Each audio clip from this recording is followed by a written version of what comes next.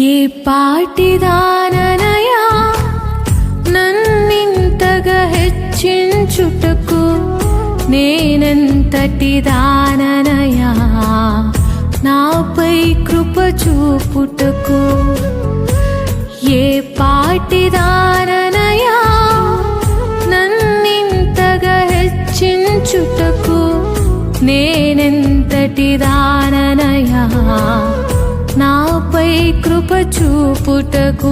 నా దోషము భరించి నా పాపము క్షమించి నన్ను నీలా మార్చుటకు కలువరిలో మరణించి ప్రేమించే ప్రేమామయుడా, నీ ప్రేమకు పరిమితులేవి.